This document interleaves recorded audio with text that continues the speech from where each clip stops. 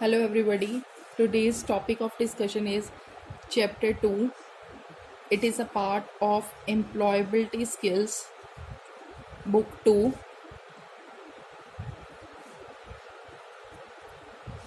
Chapter name is Stress Management Skills or the Self Management Skills.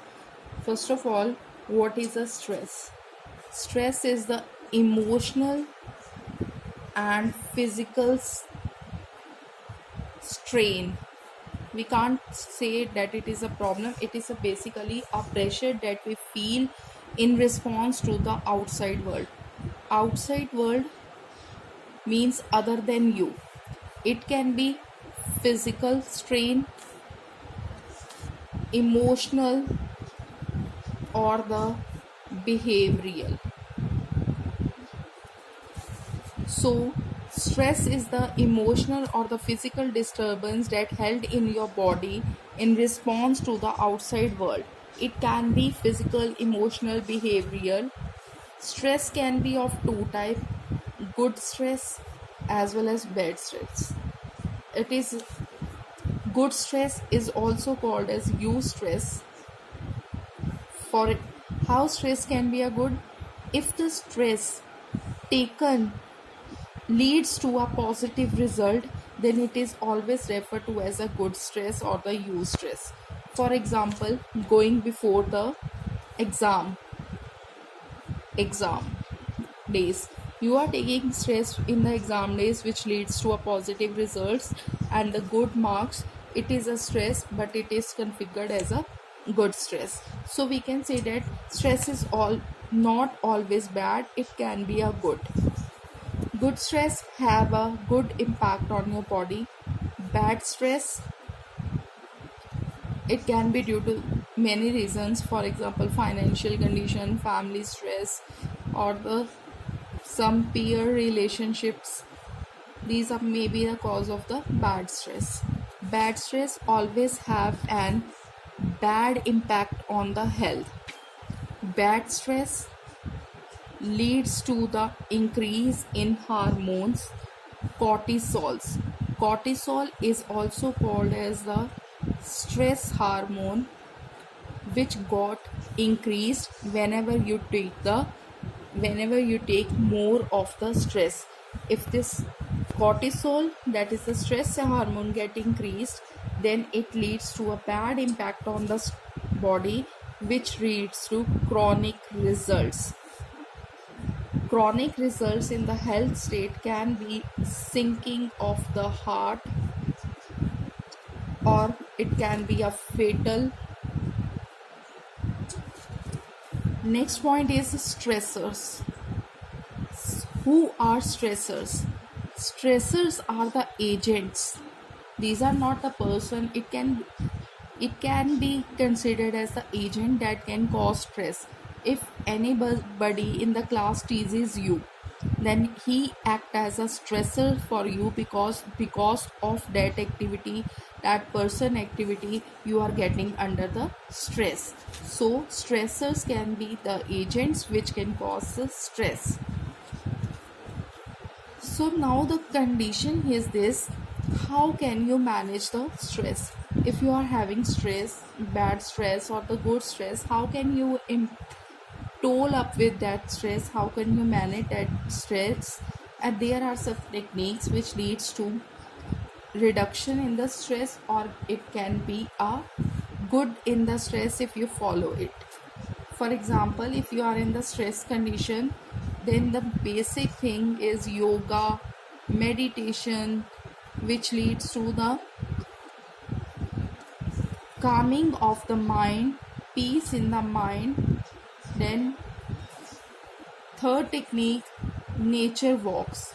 Nature walks, if you are feeling some type of stress in your working area or in your school area or in the family area, then go and walk, have a walk in the nature, in the lap of the nature, so that you can feel a little less stressed. Taking small breaks. Small breaks often helps to break the monotony of the life. If the monotony of the life get break, then naturally you are going away from the stressors, from the stress agents, and these small breaks are often helpful in making you stress free.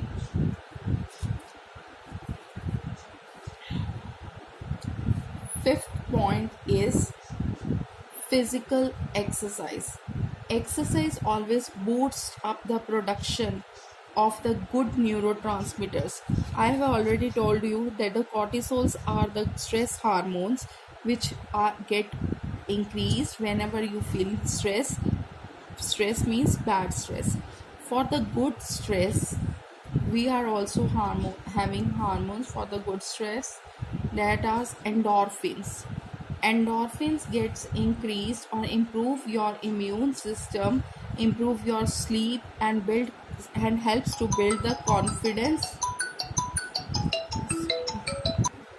So endorphins are the hormones which boost up the sleep, make your mind calm, as well as build up your confidence. So endorphins get improved, stress will be down with all these management techniques.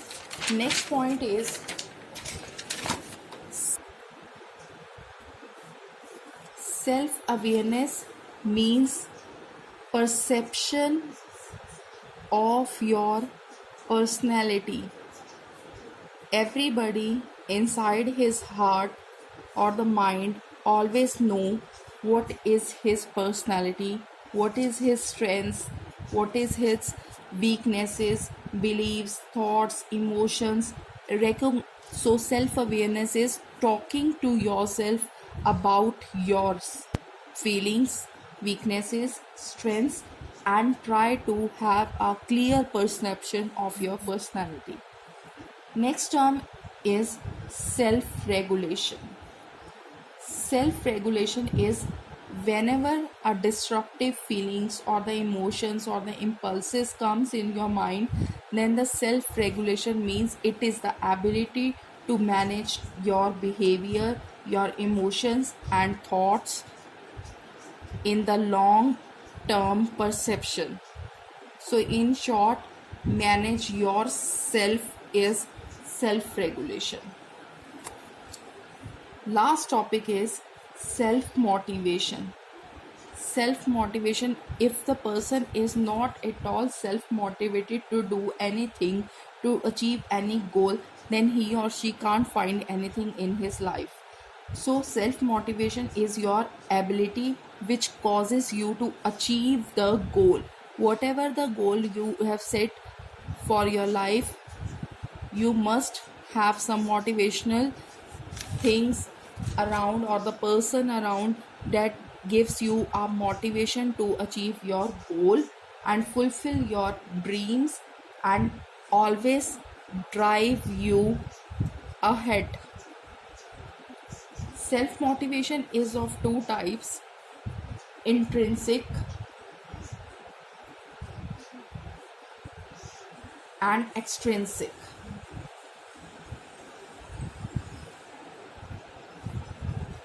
Intrinsic means I'm taking the example, if you learn a skill, you learn a skill because you want to earn from that skill. So this is the intrinsic motivation that inspire you to learn a particular skill, not because you are interested in your skill but you want to earn your earnings. Extrinsic motivation is that it is in the form of mental peace. Like I am participating in a game not for the money but for the winning. That win of the game, winning a game, is a mental peace that you have participated and also win.